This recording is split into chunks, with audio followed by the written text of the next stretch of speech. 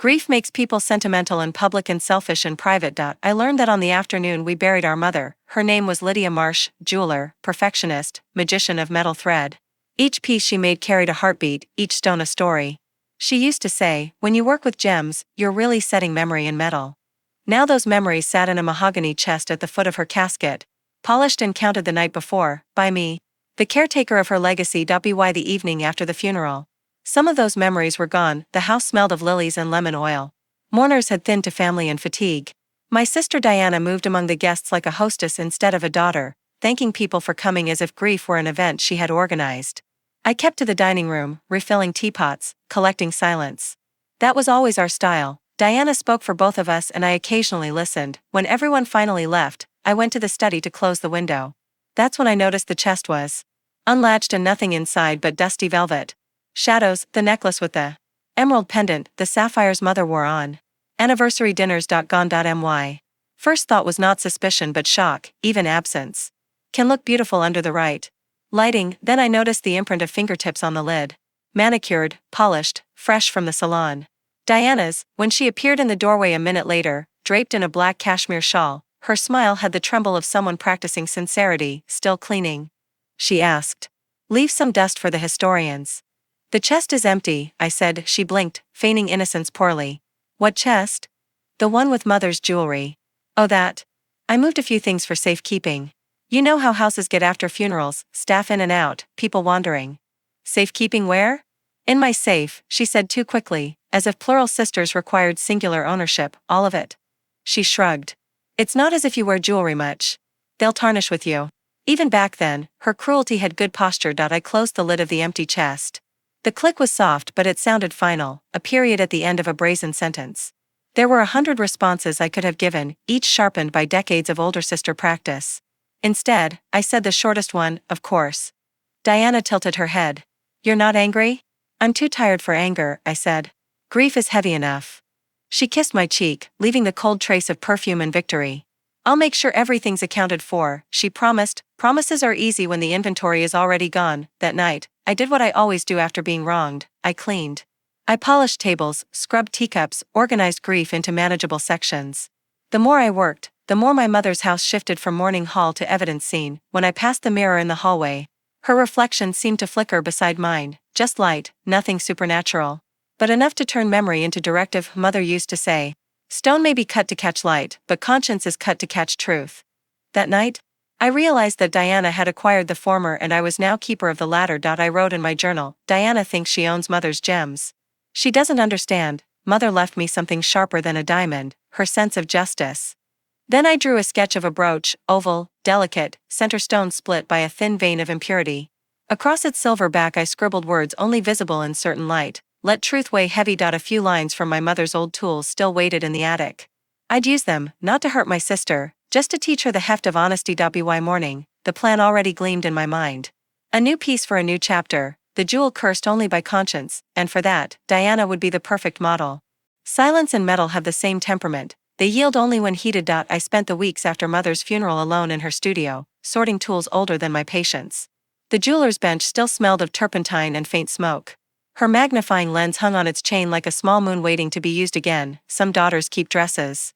I kept her work lamp. It hummed faintly when I switched it on, as if it remembered discipline. Diana called twice, all charm and indifference. Good news, she chirped. Thomas found a buyer for that ruby set. Mother would be proud, they'll finally sparkle. Mother's pride was never for profit, I said. Well, not all of us can live on sentiment, she replied. Her words clicking like pearls against teeth. I thanked her for calling and hung up before resentment could tarnish the line. In the evenings, I read through mother's notebooks, measurements, stone origins, little sketches drawn beside grocery lists. One page stopped me cold, a design she'd never finished. An oval brooch, delicate framework, an odd streak drawn through the center stone. Beneath it she'd written, flaw equals proof of truth. I smiled. She'd left me blueprints for both art and retribution. The next day I called Naomi Blake, mother's old apprentice turned gem appraiser. She arrived smelling faintly of tea and acetone, carrying her lenses like jewelry for scientists. When she saw the sketch, she raised a brow. You're not planning to recreate this? Exactly, I said. But with an imperfection that speaks. What kind of imperfection? The moral kind, I said. Something beautiful with a weight to remember. She studied me for a moment, then said softly, I see you in your mother now. That was compliment and caution both, for weeks. Our afternoons filled with the tap of tools and the soft hiss of torch flame. We chose not the most valuable gem but the most honest, an opal with a thin crack running through it like a vein of light. I insisted we keep the flaw, it'll break eventually, Naomi warned, so will people, I replied. Best to make something meaningful before they do. Onto the back of the silver setting I engraved mother's words and my own addition, flaw equals proof of truth. Let truth weigh heavy. We sealed the inscription under a thin layer of clear enamel, visible only when light angled just right. Invisible beauty, like conscience itself. In between sessions I kept busy clearing the estate.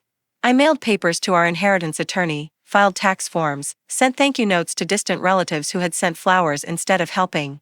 Routine is the weak sister of revenge, comforting and discreet. At night, I dreamed of my mother polishing the opal with one finger, whispering to me the lesson she had no time to teach alive. Don't punish, Evelyn. Remind.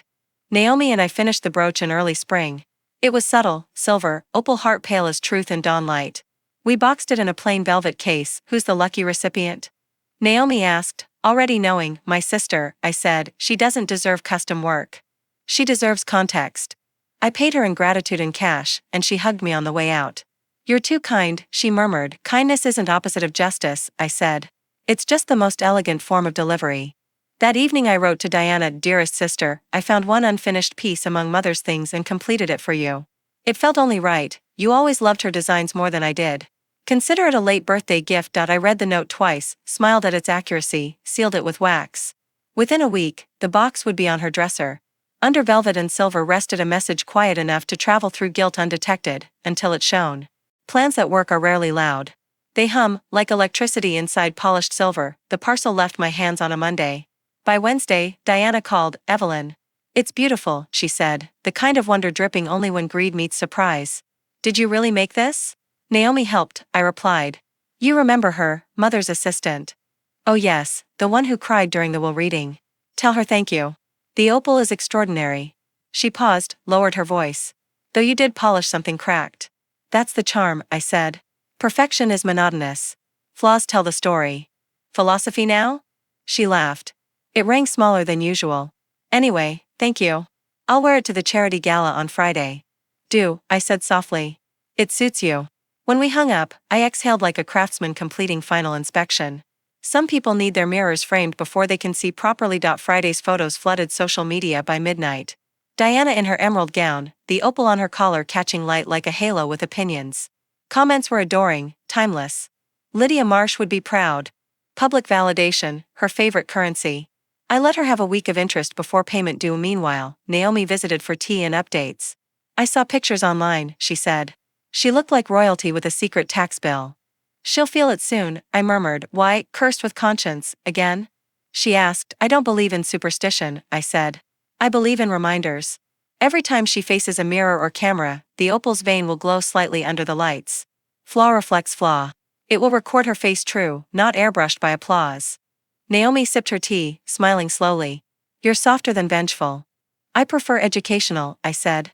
A curse that grades behavior is simply conscience with express delivery. She laughed.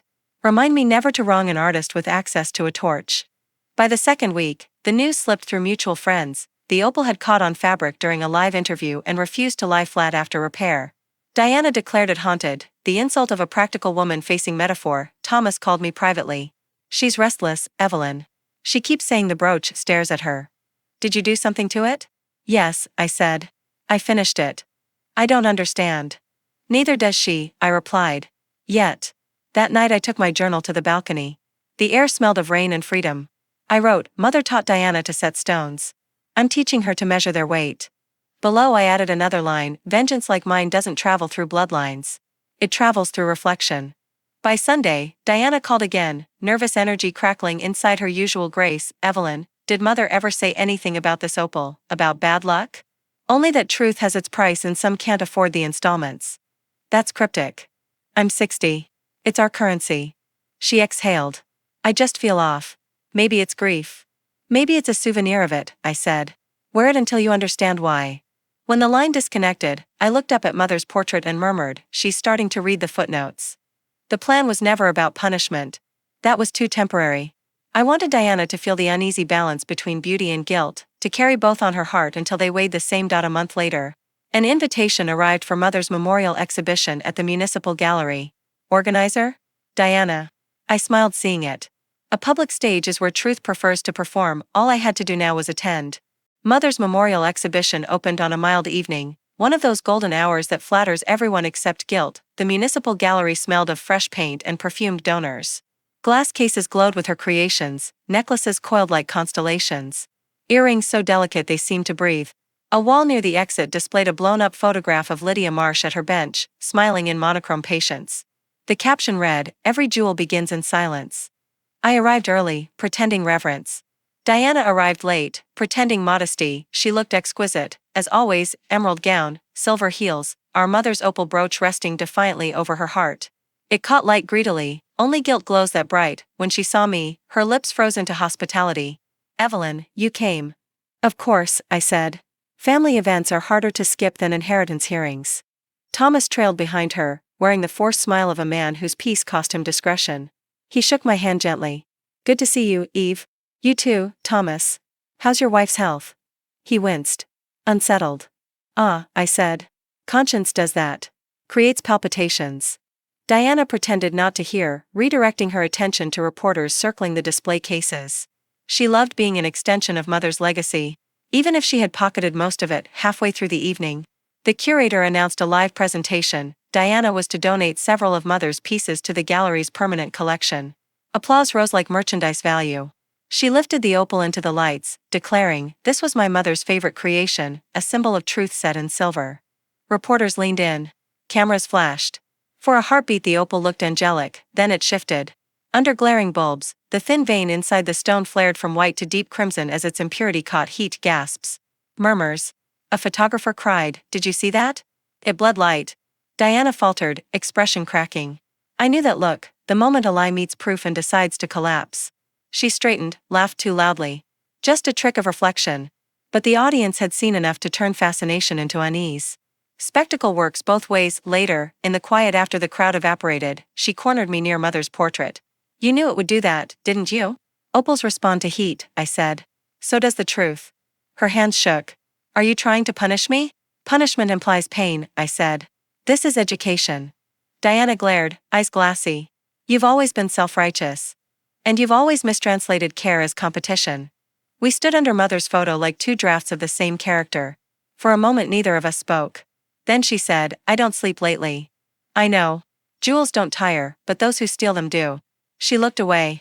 "I'll return everything tomorrow." "I didn't ask for them back," I said. "I asked you to recognize their weight." Naomi found me in the gallery's side hall after closing. "So," she whispered. "Did the lesson take?" She felt it ignite on her skin, I answered. "That's as close to understanding as we get in this family." Naomi smiled. "Then the curse works." "The curse never existed," I said. She just read the engraving without needing light. That night I sat on the porch of Mother's house, moonlight picking at the edges of the garden. Inside, only one wall lamp burned, just enough to reflect from a small metal object I'd kept for myself, the empty velvet case where Mother's sketch once lay. A container for what remained unsaid. I wrote in my journal, "Conscience, once mined, is the heaviest gem.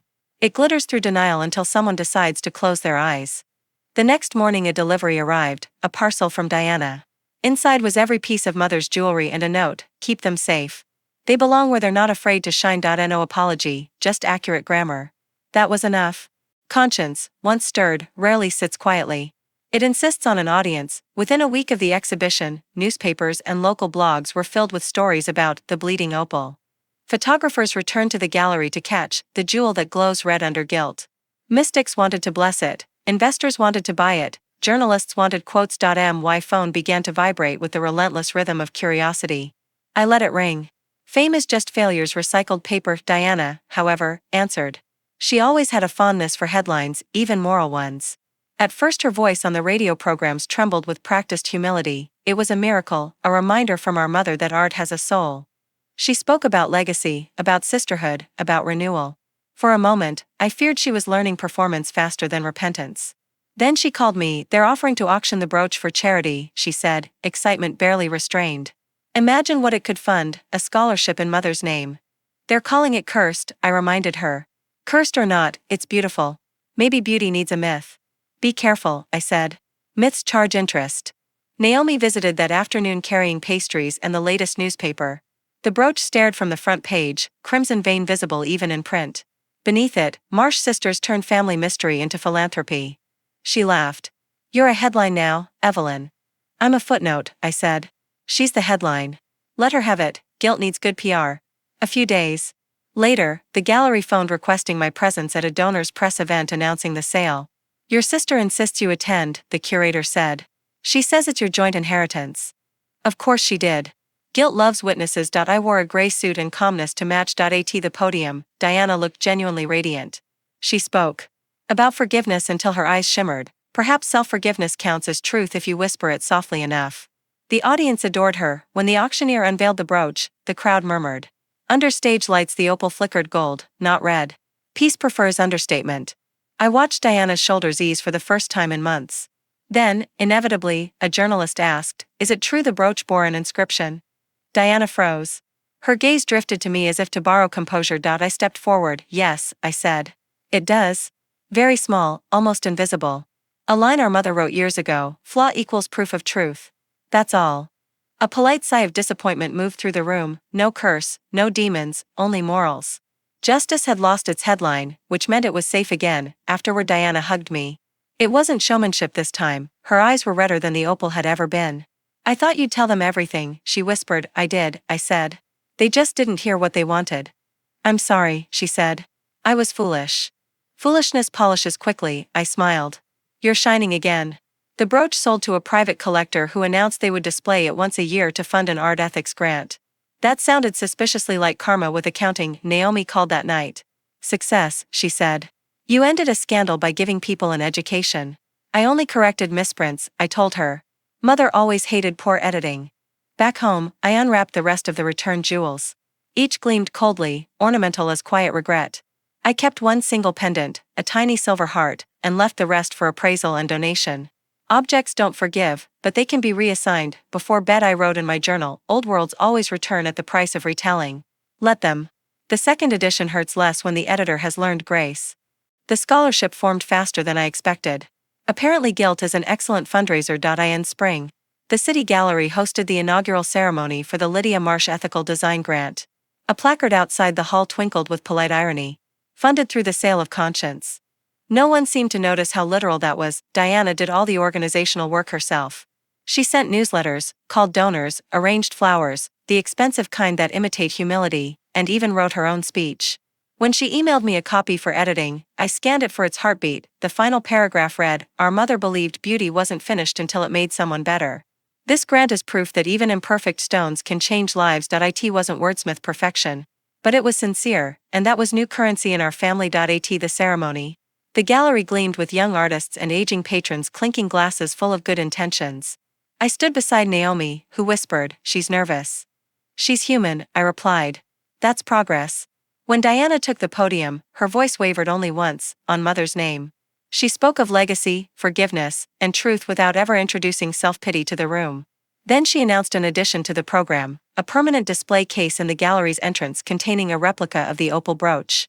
Below it, a plaque with the inscription I'd once hidden, flaw equals proof of truth, let truth weigh heavy. She had copied it exactly.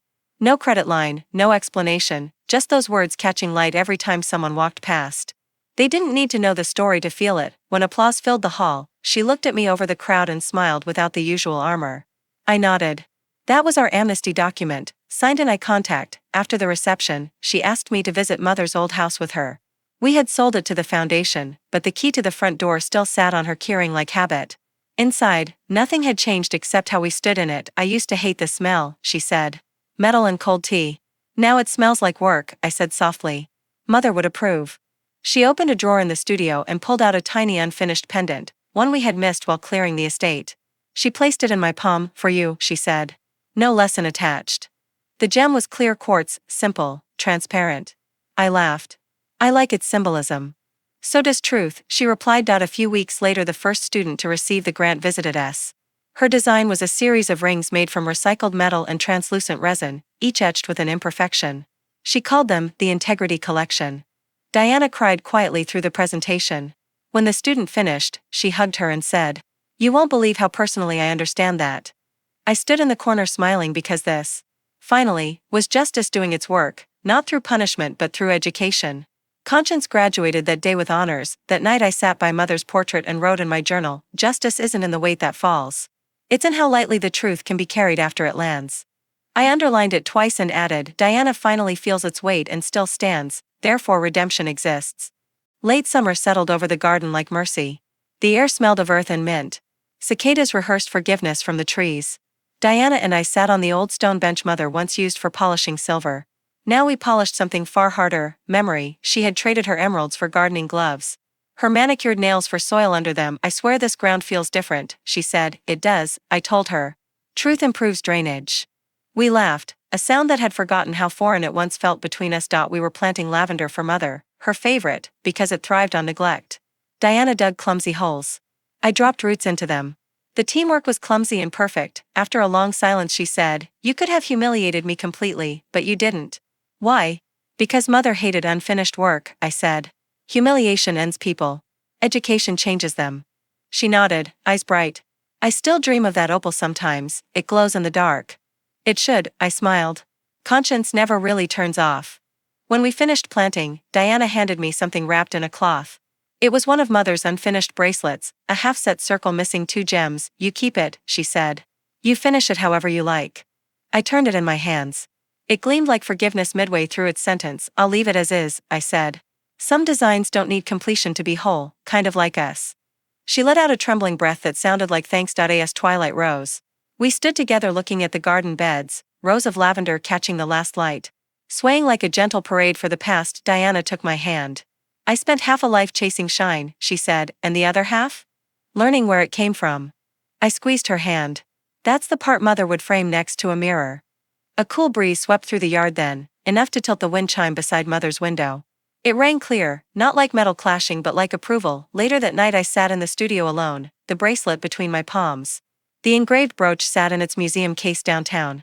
But the real work of art was here, 2 sisters restored to something stronger than forgiveness. Understanding. I opened my journal one last time and wrote, she returned the jewels. But what she kept was the lesson. That's how inheritance is supposed to work. I paused, smiled at Mother's portrait on the shelf, and added, you taught us that flaw equals truth. Tonight the truth is beautiful. The garden outside whispered, the lavender bending like curtsies. I closed the book and said aloud, in case she was listening, everything shines again. Mother, this time from inside out. Then I turned off the light and let the piece stay on. If this story touched your heart, follow and subscribe to Kindred Echo, where every heartbreak finds its voice and every lesson blooms again.